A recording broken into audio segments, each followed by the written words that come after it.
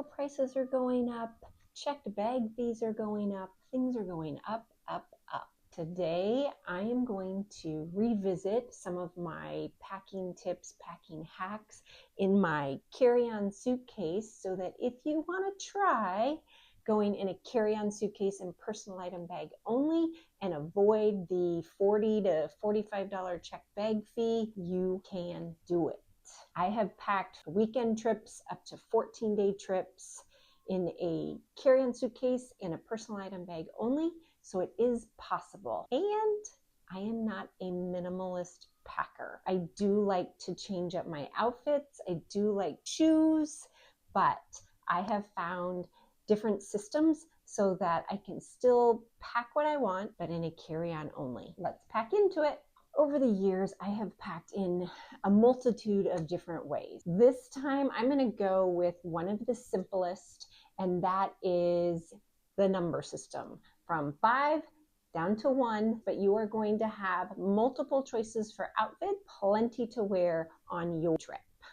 It starts with 5 tops, 4 accessory type items, 3 bottoms, 2 pairs of shoes, and 1 bonus item. And whether you fold, roll, use packing cubes, or a mixture of all 3, all of these are going to fit into your carry-on suitcase. 5 tops, so a few long-sleeved denim, linen, a light linen, and a short-sleeved, along with a layering piece, which this trip would be a cashmere sweater. 3 bottoms.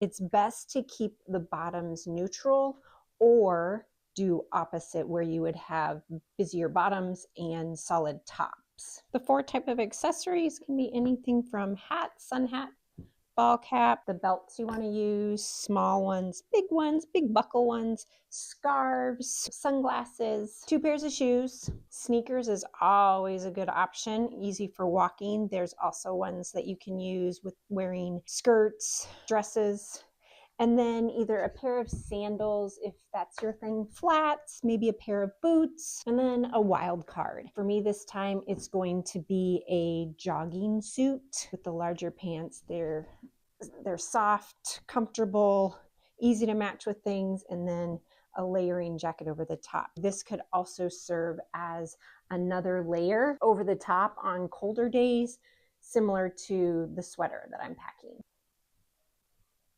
Once you have all of your pieces picked out and sticking to those more neutral, easily mixable pieces, then you'll take them, and whether you will fold, roll, or packing cube, or a mixture. My thinner pants, shirts, things like that, I usually fold them in half, and then I will roll them, and then I will put them into a packing cube usually and put them by what my initial outfits choices will be for that trip, or I'll just put all of my bottoms in one, tops in another to organize them for the trip. In this video, I show you how I organize per outfit, and I put everything together, bottoms, tops, under socks, so it's all per outfit, and then roll them up into a packing cube. The key to packing in a carry-on suitcase and a personal item bag is filling every little corner. However that works for you, folding, rolling, packing cubes, a mixture of all 3, that's what makes this more efficient, so that you can fit everything into your carry-on bag and not have to check a bag. Whether you're packing scarves, you can take those, they go really small, and you tuck those into the little corners. Socks into your shoes. Any little space that's open needs to be filled with something. And so by having each of those little pieces to tuck in there and fill those gaps, you're going to get everything you need. Most of the time, I get to the other side wrinkle-free, but depending on what I pack, like some of my linen pants or extra wrinkly shirts, I may have to iron that once I get to the hotel, but worth it for me to bring all the pieces that I want on that trip. And then you get to all your toiletry goods, and whether you choose to put those in your carry-on suitcase or your personal item bag, means that you're not checking anything. We still have to follow the 3-1-1 rule, where our liquids need to go into a clear plastic quart-sized bag, and they have to be under the 3.4 ounces or less per each container. And the way I pack for this is most everything I have is travel size. And if there is a specific thing that I want to bring that's not, I have little pouches such as this for my shampoo and conditioner. They travel very flat, and I can always squeeze out the last little bit of shampoo in there. Surprisingly, they have never leaked. I was a little scared the first time I took these on a trip. The first trip, I actually put them inside a sandwich bag and seal them up before I put them inside my toiletry bag, just in case. Thank goodness, never a problem. The other thing of, if you don't have a clear plastic type toiletry bag, a quart-sized bag never fails. And especially going over to Europe, where they're a little more strict, like they will give you a quart-sized bag if it's not in a quart-sized bag. That's happened to me before. So now I always carry a backup quart-sized bag just in case. All of your liquids go into one of those pouches, and depending on my space, I will either pack it into my carry-on suitcase, or like I said, sometimes it goes into my personal item bag. The other way to save space in a dry toiletry bag is to use as much dry goods as possible, or switching your liquids to dry. What I mean by that is finding things that are not liquid, such as my makeup removers, these little squares, and some have said they even cut these squares in half and they work just as good. Makeup remover washcloths, and these expand really wide, which are nice. Also dry until you put them under water. Deodorants, smaller size, if you're going on a short trip, these work great and take up a lot less space than my full-size deodorant. If you're going on longer trips, to be able to do laundry, but these are just little tabs, again, not a liquid, small, easy to pack.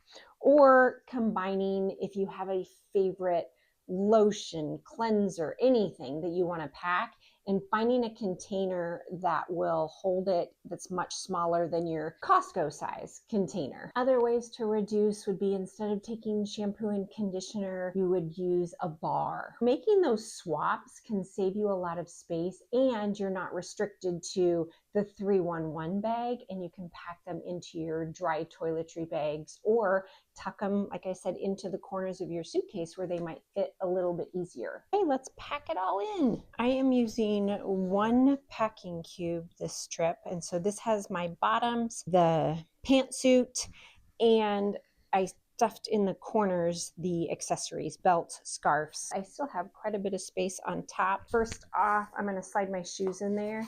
Wearing the bulkiest pair of shoes, which would be these this trip, always is saving you space inside your suitcase. And then we're going to tuck inside the shirts.